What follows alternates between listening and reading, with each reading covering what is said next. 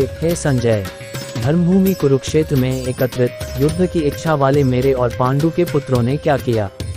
संजय बोले, उस समय राजा दुर्योधन ने व्यूह रचनायुक्त पांडवों की सेना को देखकर और द्रोणाचार्य के पास जाकर यह वचन कहा, हे आचार्य, आपके बुद्धिमान शिष्य द्रुपद पुत्र धृष्टद्युम्न द्वारा व्यूहाकार खड़ी की हुई पांडुपुत्रों की इस बड़ी भारी सेना को देखिए।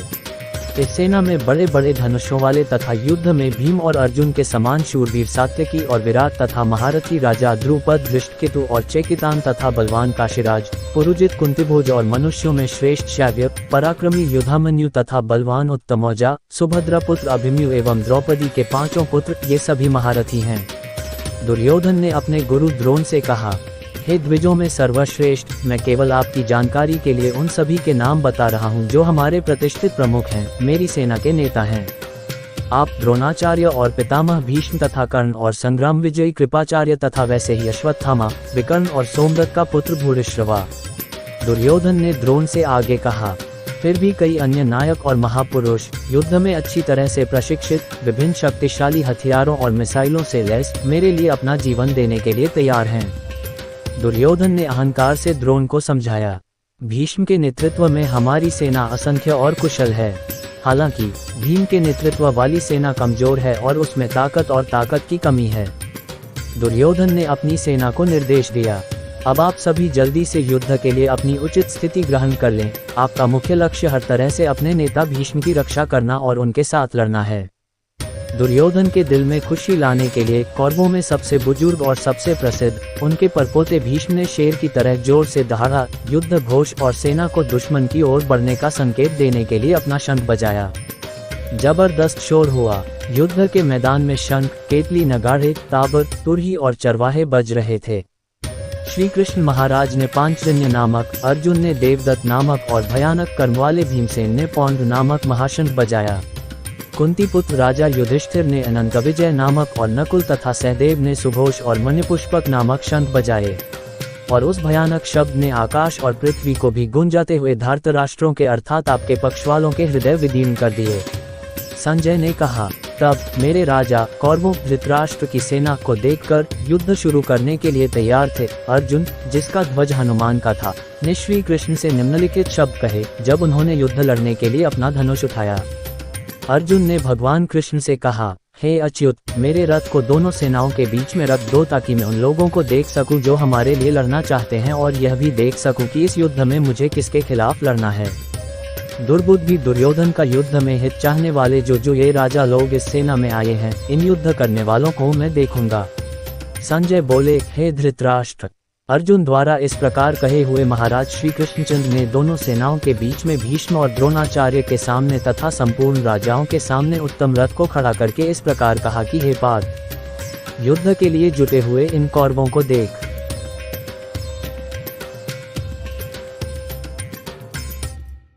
इसके बाद प्रथापुत्र अर्जुन ने उन दोनों ही सेनाओं में स्थित ताऊ चाचों को, दादों परदादों को, गुरुओं को, मामाओं को, भाइयों पुत्रों को, पौत्रों को तथा मित्रों को, ससुरों को और सुहृदों को भी देखा।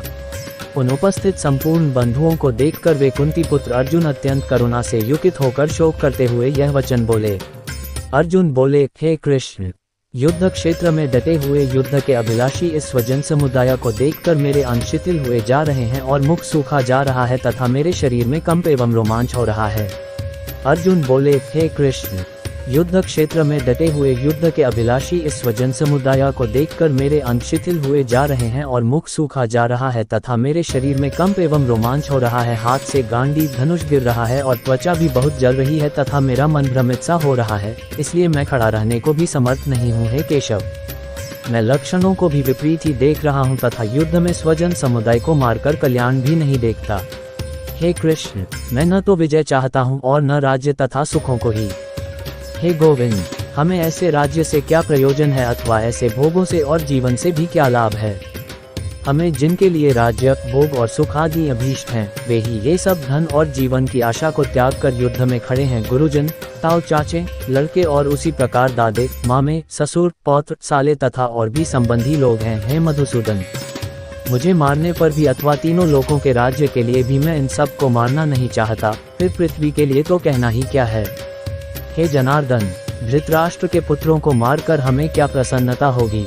इन आत्ताइयों को मारकर तो हमें पाप ही लगेगा। अतएव हे माधव, अपने ही बांधव धृतराष्ट्र के पुत्रों को मारने के लिए हम योग्य नहीं हैं, क्योंकि अपने ही कुटुंब को मारकर हम कैसे सुखी होंगे? यद्यपि लोभ से भ्रष्टचित हुए ये लोग से कुल के नाश से उत्पन्न दोष को और मित्रों से विरोध करने में पाप को नहीं देखते, तो भी हे जनार्दन, कुल के नाश से उत्पन्न दोष को जानने वाले हम लोगों को इस पाप से हटने के लिए क्यों नहीं विचार करना चाहिए? कुल के नाश से सनातन कुल धर्म नष्ट हो जाते हैं। धर्म के नाश हो जाने पर संपूर्ण कुल में पाप भी बहुत फैल जाता है। हे कृष्ण, पाप के अधिक बढ़ जाने से कुल की स्त्रियां अत्यंत दूषित हो जाती हैं, और हे वार्ष्णेय, स्त्रियों के दूषित हो जाने पर वर्ण संकर उत्पन्न होता है। अर्जुन ने आगे कहा, जातियों के मिश्रण से परिवार और अधिक परिवार विध्वंसक पैदा करेंगे। अन्न जल से वंचित होने से उनके पितर भी स्वर्ग से गिर जाएंगे। इन वर्ण संकर कारक दोषों से कुलघातियों के सनातन कुल धर्म और जाति धर्म नष्ट हो जाते हैं। हे जनार्दन, जिनका कुल धर्म नष्ट हो गया है, ऐसे मनुष्यों का अनिश्चित काल तक नरक में वास होता है, ऐसा हम सुनते आए हैं। हाँ शोक, हम लोग बुद्धिमान होकर भी महान पाप करने को तैयार हो गए हैं, जो राज्य और सुख के लोभ से स्वजनों को मारने के लिए उद्धत हो गए हैं। अर्जुन दुखी होकर बोला, मैं सोचता हूँ कि यह मेरे लिए बेहतर होगा यदि धृतराष्ट्र के पुत्र मुझे अपने हथियारों से मार डालें, जबकि मैं निहत्था रहूं और जवाबी लड़ाई के लिए तैयार न रहूं। संजय बोले, रणभूमि में शोक से उद्विग्न मन वाले अर्जुन इस प्रकार कहकर बाण सहित धनुष को त्याग कर रथ के पिछले भाग में बैठ गए। उस प्रकार करुणा से व्याप्त और आंसुओं से पूर्ण तथा व्याकुल नेत्रों वाले शोकयुक्त उस अर्जुन के प्रति भगवान मधुसूदन ने यह वचन कहा। श्री भगवान बोले, हे अर्जुन, तुझे इस असमय में यह मोह किस हेतु से प्राप्त हुआ? क्योंकि न तो ये श्रेष्ठ पुरुषों द्वारा आचरित है, न स्वर्ग को देने वाला है, और न कीर्ति को करने वाला ही है। इसलिए हे अर्जुन, नपुंसकता को मत प्राप्त हो, तुझ में यह उचित नहीं जान पड़ती। हे परंतप, हृदय की तुच्छ दुर्बलता को त्याग कर युद्ध के लिए खड़ा हो जा। अर्जुन बोले, हे मधुसूदन, मैं रणभूमि में किस प्रकार बाणों से भीष्म पितामह और द्रोणाचार्य के विरुद्ध लड़ूंगा? क्योंकि हे अरिसूदन, वे दोनों ही पूजनीय हैं। इसलिए इन महानुभाव गुरुजनों को न मारकर मैं इस लोक में भिक्षा का अन्न भी खाना कल्याणकारक समझता हूँ, क्योंकि गुरुजनों को मारकर भी इस लोक में रुधिर से सने हुए अर्थ और कामरूप भोगों को ही तो भोगूंगा। हम ये भी नहीं जानते कि हमारे लिए युद्ध करना और न करना इन दोनों में से कौन सा श्रेष्ठ है, अथवा ये भी नहीं जानते कि उन्हें हम जीतेंगे या हमको वे जीतेंगे। और जिनको मारकर हम जीना भी नहीं चाहते, वे ही हमारे आत्मीय धृतराष्ट्र के पुत्र हमारे मुकाबले में खड़े हैं। इसलिए कायरतारूप दोष से उपहत हुए स्वभाव वाला तथा धर्म के विषय में मोहित चित हुआ मैं आपसे पूछता हूँ कि जो साधन निश्चित कल्याणकारक हो वह मेरे लिए कहिए, क्योंकि मैं आपका शिष्य हूँ। इसलिए आपके शरण हुए मुझको शिक्षा दीजिए, क्योंकि भूमि में निष्कंटक धन धान्य संपन्न राज्य को और देवताओं के स्वामीपने को प्राप्त होकर भी मैं उस उपाय को नहीं देखता हूँ जो मेरी इंद्रियों के सुखाने वाले शोक को दूर कर सके। संजय बोले, हे राजन, निद्रा को जीतने वाले अर्जुन अंतर्यामी श्री कृष्ण महाराज के प्रति इस प्रकार कहकर फिर श्री गोविंद भगवान से युद्ध नहीं करूंगा ये स्पष्ट कहकर चुप हो गए। हे भरतवंशी धृतराष्ट्र, अंतर्यामी श्री कृष्ण महाराज दोनों सेनाओं के बीच में शोक करते हुए उस अर्जुन को हंसते हुए से यह वचन बोले, हे अर्जुन, तू न शोक करने योग्य मनुष्यों के लिए शोक करता है और पंडितों के से वचनों को कहता है, परंतु जिनके प्राण चले गए हैं उनके लिए और जिनके प्राण नहीं चले गए हैं उनके लिए भी पंडित जन शोक नहीं करते। अर्जुन, हमेशा याद रखें, ऐसा कोई समय नहीं था जब आप या यहाँ मौजूद कोई भी महान योद्धा जीवित या अस्तित्वहीन नहीं थे, और न ही हम सभी किसी भी समय अस्तित्व में रहेंगे और भविष्य में भी जीवित रहेंगे। भगवान कृष्ण ने आगे कहा, प्रिय अर्जुन, बुद्धिमान लोग इस तथ्य से कभी भ्रमित नहीं होते कि आत्मा शरीर के साथ साथ बचपन, युवावस्था और बुढ़ापे के चरणों से गुजरती है। जब एक शरीर काम करना बंद कर देता है तो आत्मा दूसरे शरीर में चली जाती है। फिर चक्र एक बार फिर दोहराया जाता है। हे कुंती पुत्र, सर्दी, गर्मी और सुख दुख को देने वाले इंद्रियों और विषयों के संयोग तो उत्पत्ति विनाशशील और अनित्य हैं, इसलिए हे भारत तू उनको सहन कर। क्योंकि हे पुरुष श्रेष्ठ, दुख सुख को समान समझने वाले जिस धीर पुरुष को ये इंद्रियों और विषयों के संयोग व्याकुल नहीं करते वह मोक्ष के योग्य होता है। असत वस्तु की सत्ता नहीं है और सत का अभाव नहीं है। इस प्रकार इन दोनों का ही तत्वज्ञानी पुरुषों द्वारा देखा गया है। नाशरहित तो तू उसको जान जिससे ये संपूर्ण जगत दृश्यवर व्याप्त है। इस अविनाशी का विनाश करने में कोई भी समर्थ नहीं है। उस नाशरहित, अप्रमेय, नित्य स्वरूप जीवात्मा के ये सब शरीर नाशवान कहे गए हैं। इसलिए हे भरतवंशी अर्जुन, तू युद्ध कर। जो इस आत्मा को मारने वाला समझता है तथा जो इसको मरा मानता है, वे दोनों ही नहीं जानते, क्योंकि यह आत्मा वास्तव में न तो किसी को मारता है और न किसी के द्वारा मारा जाता है। यह आत्मा किसी काल में भी न तो जन्मता है और न मरता ही है तथा न यह उत्पन्न होकर फिर होने वाला ही है, क्योंकि यह अजन्मा, नित्य, सनातन और पुरातन है। शरीर के मारे जाने पर भी यह नहीं मारा जाता। हे पृथापुत्र अर्जुन, जो पुरुष इस आत्मा को नाशरहित, नित्य, अजन्मा और अव्यय जानता है, वह पुरुष कैसे किसको मरवाता है और कैसे किसको मारता है। जैसे मनुष्य पुराने वस्त्रों को त्याग कर दूसरे नए वस्त्रों को ग्रहण करता है, वैसे ही जीवात्मा पुराने शरीरों को त्याग कर दूसरे नए शरीरों को प्राप्त होता है। इस आत्मा को शस्त्र नहीं काट सकते, इसको आग नहीं जला सकती, इसको जल नहीं गला सकता और वायु नहीं सुखा सकता, क्योंकि यह आत्मा अच्छेद है। यह आत्मा अदाहरा, अक्लेद और निसंदेह शोष्य है तथा यह आत्मा नित्य, सर्वव्यापी, अचल, स्थिर रहने वाला और सनातन है। यह आत्मा अव्यक्त है, यह आत्मा अचिंत्य है और यह आत्मा विकाररहित कहा जाता है। इससे हे अर्जुन, किंतु यदि तू इस आत्मा को सदा जन्मने वाला तथा सदा मारने वाला मानता है, तो भी हे महाबाहो, तू इस प्रकार शोक करने के योग्य नहीं है, क्योंकि इस मान्यता के अनुसार जन्मे हुए की मृत्यु निश्चित है और मरे का जन्म निश्चित है। इससे भी इस बिना उपाय वाले विषय में तू शोक करने के योग्य नहीं है। हे अर्जुन, संपूर्ण प्राणी जन्म से पहले अप्रकट थे और मरने के बाद भी अप्रकट हो जाने वाले हैं, केवल बीच में ही प्रकट है। फिर ऐसी स्थिति में क्या शोक करना है।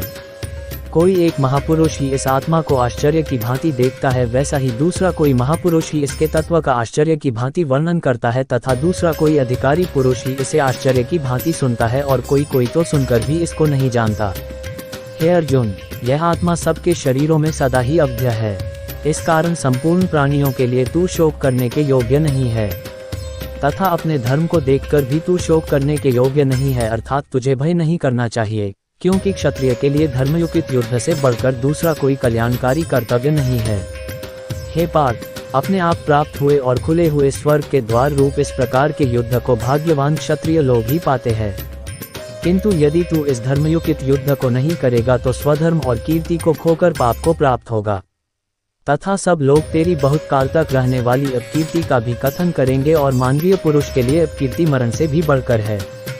और जिनकी दृष्टि में तू पहले बहुत सम्मानित होकर अब लघुता को प्राप्त होगा, वे महारथी लोग तुझे भय के कारण युद्ध से हटा हुआ मानेंगे। तेरे वैरी लोग तेरे सामर्थ्य की निंदा करते हुए तुझे बहुत से न कहने योग्य वचन भी कहेंगे। उससे अधिक दुख और क्या होगा। या तो तू युद्ध में मारा जाकर स्वर्ग को प्राप्त होगा अथवा संग्राम में जीतकर पृथ्वी का राज्य भोगेगा। इस कारण हे अर्जुन, तू युद्ध के लिए निश्चित करके खड़ा हो जा। जय पराजय, लाभ हानि और सुख दुखों को समान समझकर उसके बाद युद्ध के लिए तैयार हो जा। इस प्रकार युद्ध करने से तू पाप को नहीं प्राप्त होगा।